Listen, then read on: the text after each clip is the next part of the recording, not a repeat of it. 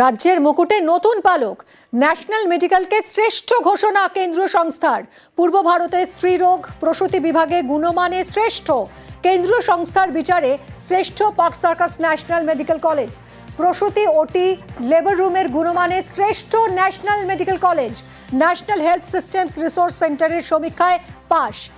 স্বাস্থ্য পরিবার কল্যাণ মন্ত্রকের অধীনে এই সেন্টার। কথা বলবো অভিজিৎ আমাদের প্রতিনিধির সঙ্গে। অভিজিৎ, রাজ্যের তো বড় অ্যাচিভমেন্ট হেলথ সেক্টরে।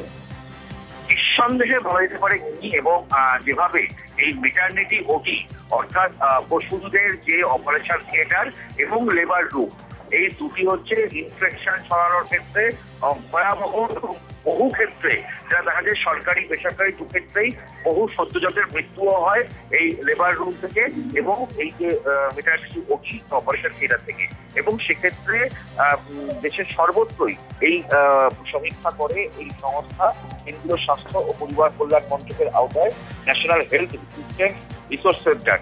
এবং গত 23শে জুন তারা আমার পার্ক সার্কাসের ন্যাশনাল মেডিকেল কলেজেও গোটা দিন ধরে তারা পরিদর্শন করে চিকিৎসক, নার্স, স্বাস্থ্যকর্মী থেকে শুরু করে রোগীর আত্মীয়, তাদের প্রত্যেকের সঙ্গে কথা বলে, গোটা ডিপার্টমেন্ট ঘুরে দেখে, সমস্ত যন্ত্রপাতি পরীক্ষা করে এবং তারপর তারা তাদের রিপোর্ট পেশ করেছে। এবং সেই রিপোর্টে যেটা দেখা গেছে যে যেভাবে তারা প্রসূতি বিভাগের যে অপারেশন থিয়েটার তাতে 90.83% নম্বর পেয়েছে ন্যাশনাল মেডিকেল কলেজ।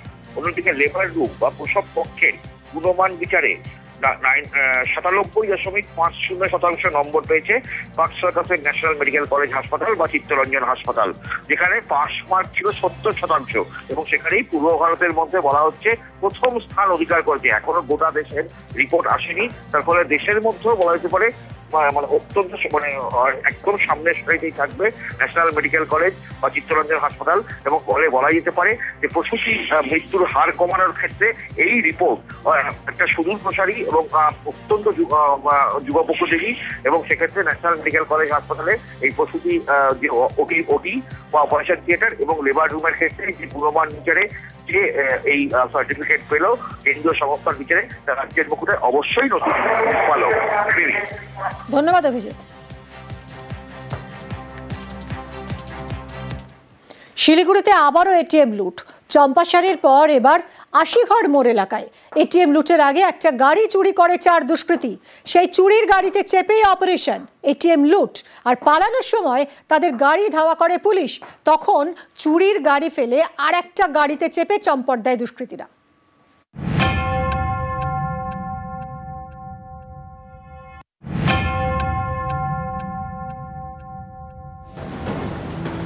মঙ্গলবার গভীর রাত, ঘড়িতে তখন প্রায় 3:15। শিলিগুড়ি শহর লাগোয়া আশিঘর মোড়ের কাছে রাষ্ট্রায়ত্ত ব্যাংকের এটিএম এ লুট।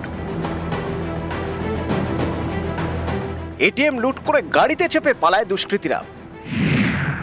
আশিঘর মোড় থেকে ইস্টার্ন বাইপাস, সেবক মোড় হয়ে হিলকাট রোড, তারপর শিলিগুড়ি জংশন, সেখান থেকে দার্জিলিং মোড় হয়ে মাটিকাড়া, এই পথে দুষ্কৃতীরা চম্পট দেয়।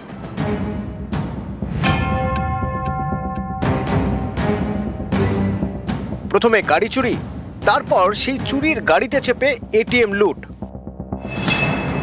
প্রথমে নিউ জলপাইগুড়ি লাগোয়া অম্বিকানগরে যায় 4 দুষ্কৃতী। সেখানে রাস্তার পাশে রাখা একটি গাড়ি চুরি করে।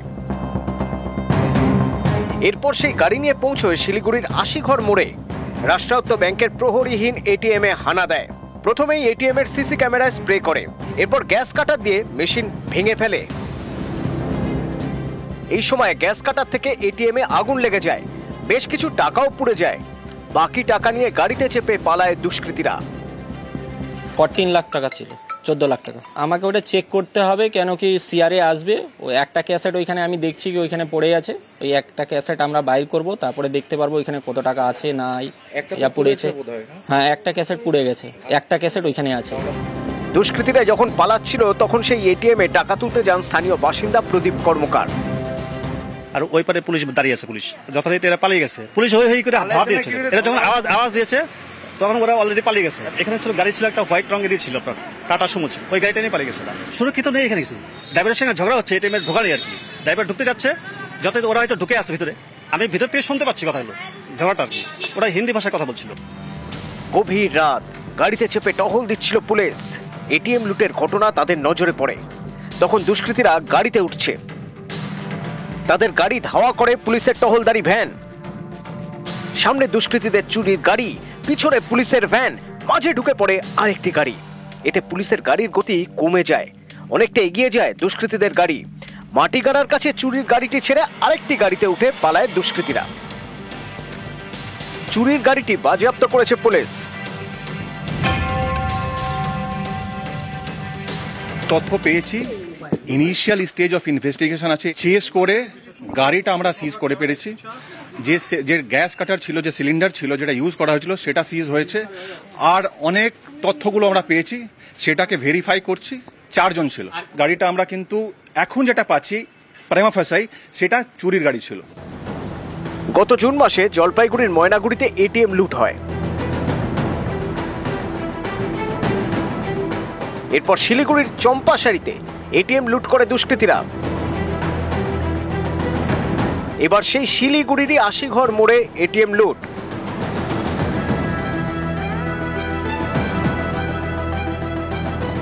পার্থপ্রতিম সরকার, নিউজ 18 বাংলা। আর এবার একটু আবহাওয়ার দিকে নজর রাখি আসুন। প্রথমে ঘূর্ণাবর্ত, তার জেরে নিম্নচাপ, ফের বাংলার আকাশে দুর্যোগের মেঘ। চলতি সপ্তাহে ভাসতে চলেছে দক্ষিণবঙ্গ। মৎস্যজীবীদের সমুদ্রে যেতে নিষেধাজ্ঞা। চীন ও ভিয়েতনামে ঘূর্ণিঝড় উইফা আছড়ে পড়েছে। তার প্রভাবে উত্তর বঙ্গোপসাগরে একটি ঘূর্ণাবর্ত তৈরির সম্ভাবনা রয়েছে। ঘূর্ণাবর্ত শক্তিশালী হলে উত্তর বঙ্গোপসাগরে নিম্নচাপ তৈরির প্রবল সম্ভাবনা, মানে বর্ষার বাংলায় ফের বৃষ্টি ভোগান্তির আশঙ্কা। আবহাওয়া দপ্তরের পূর্বাভাস, নিম্নচাপের প্রভাবে বৃহস্পতি থেকে সোমবার ভারী থেকে অতি ভারী বৃষ্টি দক্ষিণবঙ্গে। 27শে জুলাই রবিবার পর্যন্ত মৎস্যজীবীদের সমুদ্রে যেতে নিষেধাজ্ঞা। গত সপ্তাহে টানা বৃষ্টিতে জেলায় জেলায় প্লাবন পরিস্থিতি তৈরি হয়। গত কয়েকদিন বৃষ্টির পরিমাণ কমায় জমা জল নামতে শুরু করে। ঘুরে দাঁড়ানোর আগেই হাওয়া অফিসের পূর্বাভাসে ফের সিঁদুরে মেঘ। পূর্বাভাস অনুযায়ী নিম্নচাপের জেরে বৃহস্পতিবার দক্ষিণবঙ্গের বেশিরভাগ জেলাতেই ভারী বৃষ্টির সম্ভাবনা। দক্ষিণ 24 পরগনা, পূর্ব ও পশ্চিম মেদিনীপুরে অতি ভারী বৃষ্টির পূর্বাভাস। বিক্ষিপ্ত ভারী বৃষ্টির পূর্বাভাস পুরুলিয়া, বাঁকুড়া, ঝাড়গ্রাম, নদিয়া, মুর্শিদাবাদে। প্রত্যেক দিনই আপনার আকাশ মেঘাচ্ছন্ন, আংশিক অথবা পূর্ণত, এবং তার সাথে কয়েক পশলা বৃষ্টি থান্ডারস্টর্মের সাথে।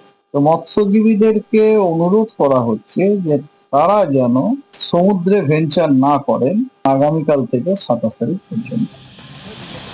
শুক্রবার কলকাতায় ভারী বৃষ্টির পূর্বাভাস। শুক্রবার থেকে সোমবার বিক্ষিপ্তভাবে ভারী বৃষ্টির সম্ভাবনা উত্তরবঙ্গের জেলাগুলিতে।